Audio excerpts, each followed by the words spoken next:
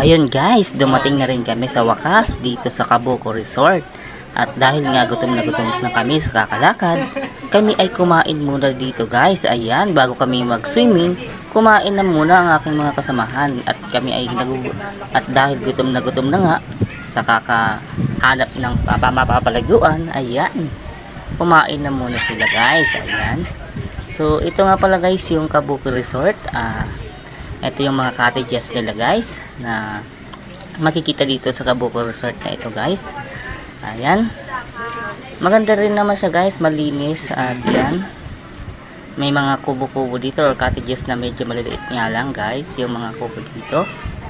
Ayan, yung entrance nga pala dito guys ay nagkakahalaga ng 120 kapag adult, and then pag bata is 100 guys. Ayan, kapag daytime yun, pag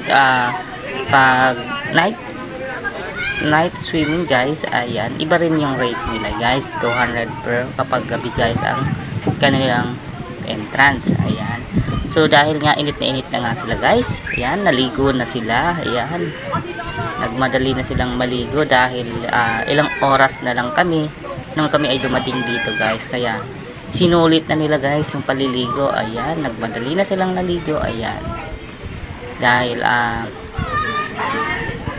napakainit nga naman kahit hapon na, napakainit pa rin, kaya naligo na rin sila guys ng pagkatapos kumain. Ayan, so ito pa yung mga kabilang cottages guys. Ayan, so ito nga palang Kabukong Resort ay hinati guys ng dalawa.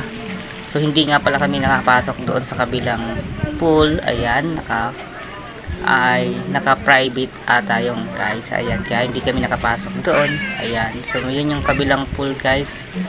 Ayan, so dahil hindi kami nakapasok dito guys, dito lang kami sa kabilang pool, nagtiis kami dito.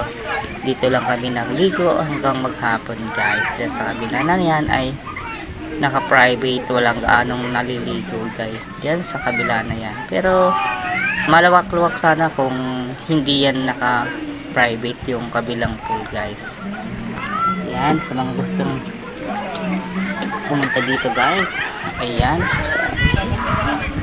ito yung kanilang mga resort na makikita dito guys sa Kabuko Resort guys. Ayan, maganda pa yung nasa kabila. Sa mga naghahanap ng paliliguan po, ang Kabuko Resort ay open naman po hanggang Monday to Sunday guys. Ayan, so kaya punta na kayo dito guys, at kung gusto nyo maibsan yung sobrang init ng panahon, ayan, nandito naman si Kabuko Resort guys para i-accommodate kayo. Ayan guys, may nakita nga pala tayo guys dito na naglalaro. Ayan, pwede rin po lang ganito dito ng ganitong klaseng banding guys. Ayan, so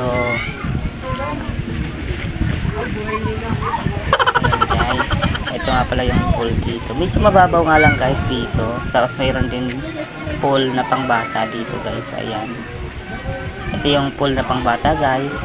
Ayan, at yung kabila ay yung pang-adult. Ayan guys,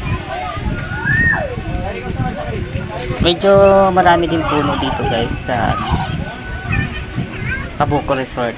Ayan, medyo hindi naman ka initan dito guys kasi maraming puno.